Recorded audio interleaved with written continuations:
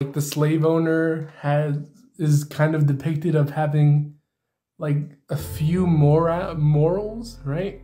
And I'm like, get that out of here. I can debate that I can argue that he has no morals at all. That slave owner, he has no morals.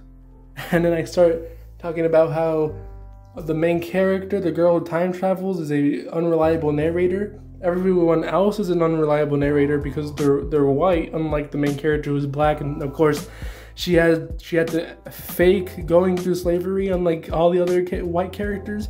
She had to fake to go in slavery, and that affected her brain, and she acted like a slave in her mind. There's a scene, right? There's a scene where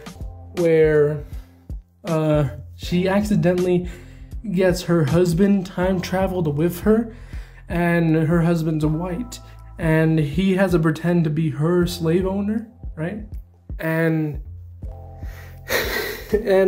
they're sleeping they were able to sleep in a room together. But the moment she left that room, she was looked at by the other slave owners like she was, to put it simply, a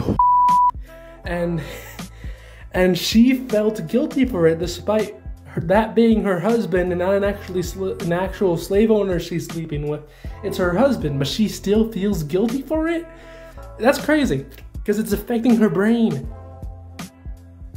Her lies are becoming reality, right? Her lies are becoming reality, and with that, she's basically having a sort of slow process Stockholm syndrome for slave owners, right? Her ancestor that we were talking about earlier, she always corrected him and be like, oh, you can't say the N-word, you can't say this about black people. But then slowly over time, she becomes less reactive to his negative actions and becomes more passive, to the point where she even allows him to interrupt her sentences. It's crazy. The ancestor treats her like a slave, like any other slave. It's so bad. And she acts so submissive and passive, despite the same chapter where he's treating her like this. She saw the aftermath of her she literally saw the result of her ancestor doing the no to the black woman, and she's still acting as if nothing happened. Well, I guess that's not necessarily true, because the black woman's husband beats the ancestor up, and then when he's beaten and is unable to move, and that's the only time, one of the rare times, that she decides to be like, dig into him, essentially. But it's probably like the last time she does it too. I don't know why, but she has become one of the more dislikable. I bet this is a hot take for the Kindred book, for the Kindred enjoyers, but she is becoming a dislikable character because of it, right? At the beginning, she was strong. She was learning how to, and she wasn't, she wanted to influence the ancestor to be a better person, right? But now she doesn't, it's almost like she doesn't care. She became from reactive to passive.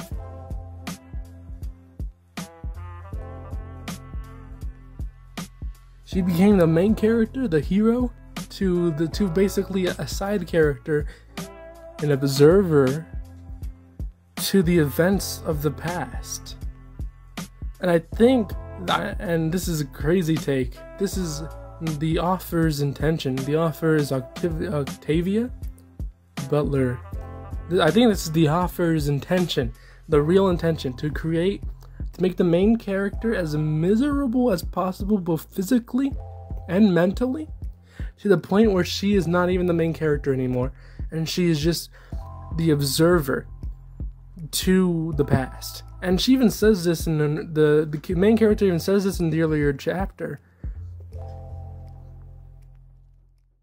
She's like, I feel like I'm an observer, right? and that's crazy because she gets proven kind of wrong because she gets whipped at the end of that chapter. You may be an observer, but your actions have reactions on the world that you are in right now, essentially. Slave owner is a normal man who does monstrous things, but he's not a monster. That's literally what she says, despite her getting whipped by the same slave owner, verbally abused twice. She gets whipped twice, and the second time she's not even owned by him. Oh, the first time she's not even owned by him, mind you, right? Because the husband, air quotes, owns her, right? Her husband owns her. So, but he still whipped her, which is crazy. It's crazy that she's gonna turn around and be like, oh, he's a normal guy who does monstrous things. Nah, bro's a monster. Bro is a monster. All right. And people are like, oh.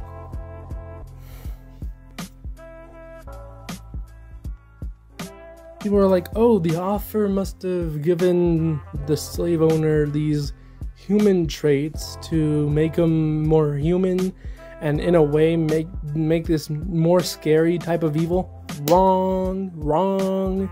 The author is smarter than that. But nah, she's smarter. She's like, on the surface level, it may seem like this human does monstrous things. You know, he has monstrous traits. Well, he's in a structural society, and it's partially true.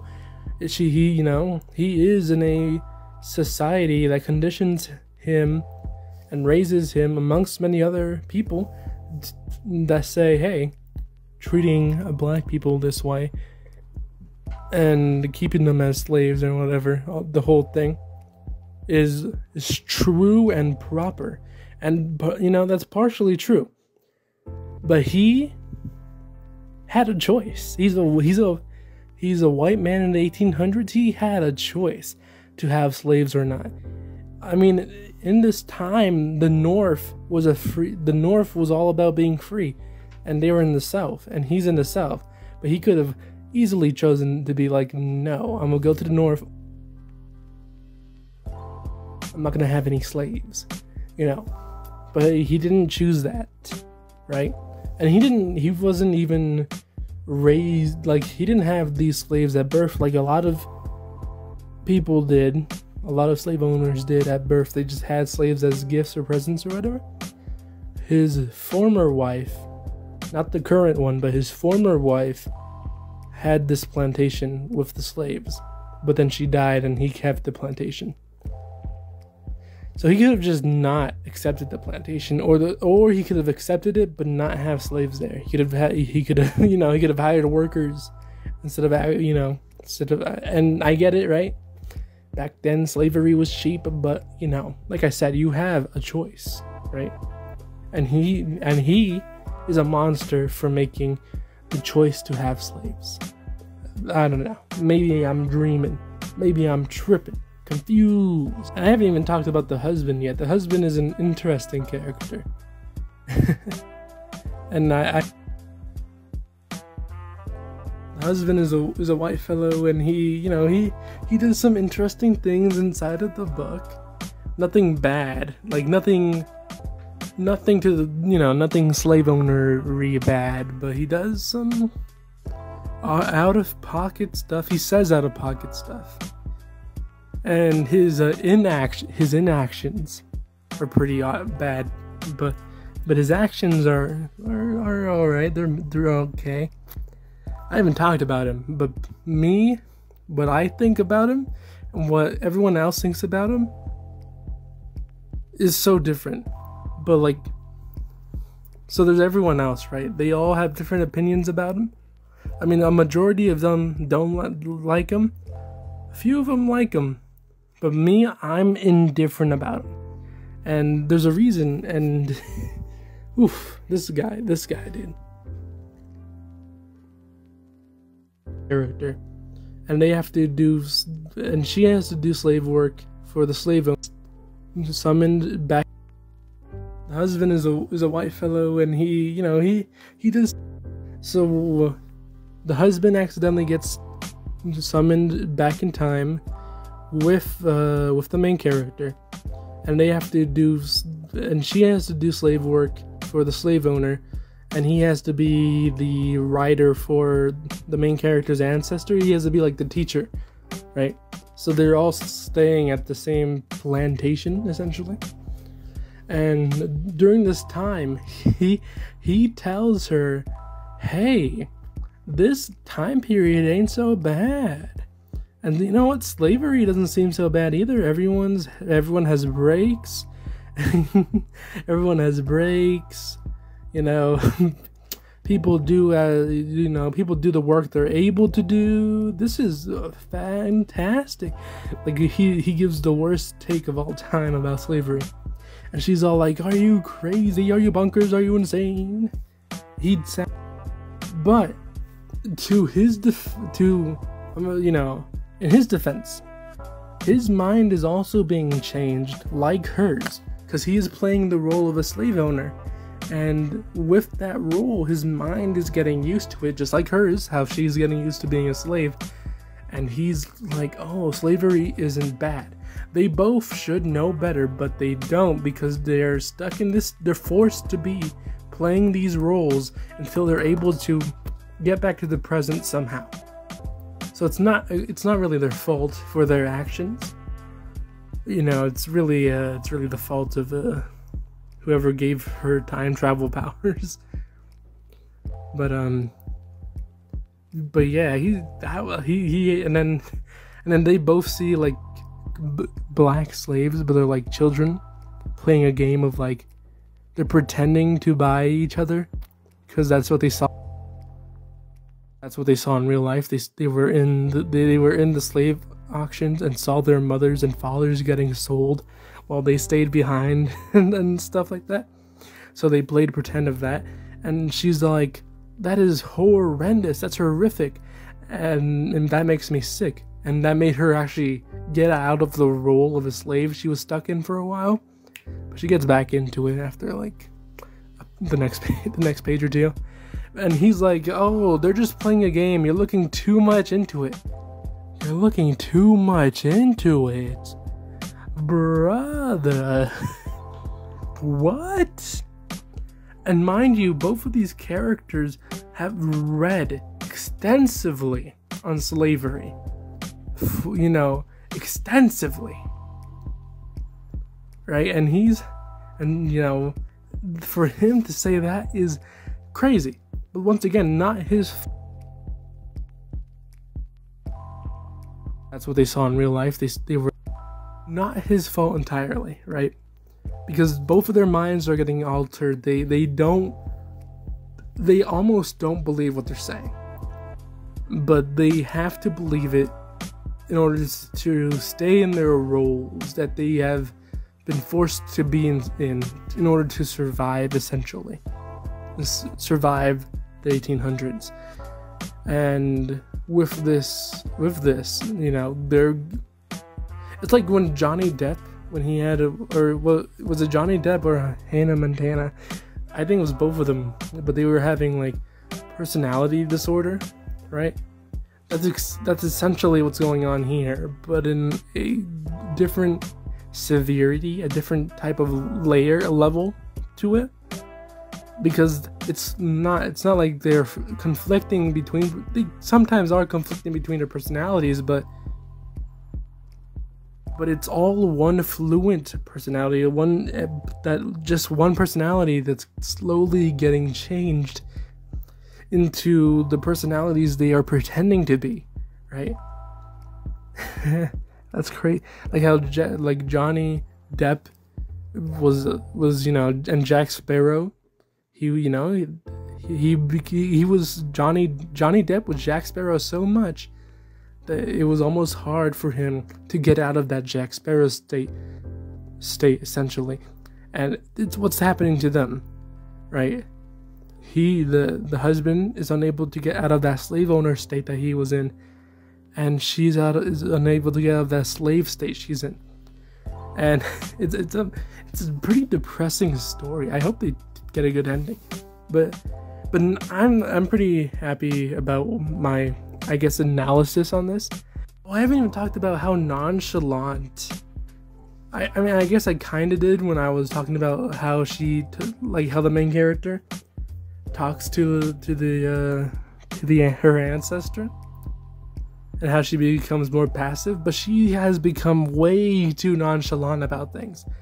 Like, she literally saw her ancestor, the aftermath of her ancestor raping the black woman, and she's so nonchalant about it that you can almost miss the part that, like, it's more foreshadowed and subtle than it needed to be. Like, it's almost like trying to hide the fact that the ancestor did it. And mind you, she's the one narrating this, so she's trying to hide that fact from herself, and she's nonchalant about it. It's, once again, it's not her fault, but it is absolutely crazy.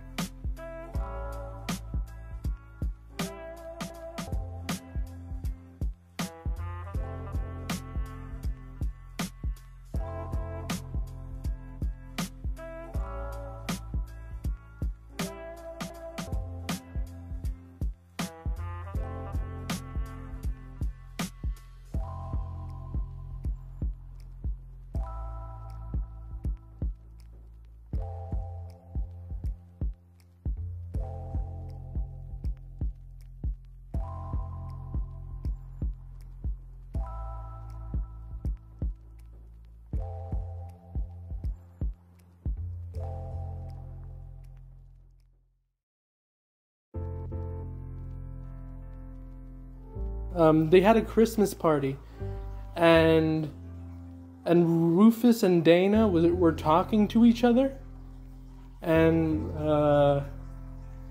then Rufus was like, "Watch your mouth." Then Dana was like, "You watch yours," but it was almost in like a friendly way. And then Alice later in the pages. Alice wants to escape from Rufus now that she had the baby. Alice has the legacy baby. She wants to escape with him and another baby she had away from Rufus. And Dana's like, "Oh, are you sure you want to do that? If you just try to be nice to Rufus." Dana is so ignorant. How is she like this? She literally... Oh my, how's that even possible, dude? The author really dislikes Dana. She has to, because this is impossible to like Dana now. Dana tries to snap at Alice because Alice is being a little rude, but she's always a little rude. Dana was like, "You want my help, Alice? Watch your mouth." And then Alice was like, "Watch yours." Recalling back to when Dana and Rufus had their, like, I guess, fun little talk. Oh my god, Alice is she does not take any BS. From Dana, because Dana throws in a lot of BS. Alright, and Dana is ignorant a lot and throws in a lot of BS. No one's gonna admit that. But Alice is right there. She starts slapping the BS out of her. She's like, "Oh my fuck god, I love that." I actually jumped out of my chair in excitement from that moment. Like, oh fuck. Oh fuck.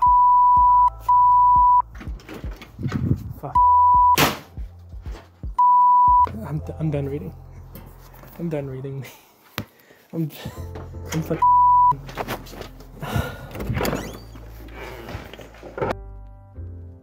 Shout out to Dana, honestly. Shout out to Dana, because this is a parallel to the start of the story where she couldn't even bring herself to kill a white man who's trying to attack and rape her. But at the end of the story, she's able to do it. Shout out to her. You know, I give her a lot of whack, but she did good here. She did really good here. I'm an American patriot, all about freedom. God damn it. God damn it. I'm an American. I'm an American. I hate slavery. God damn it. I hate slavery. God damn it.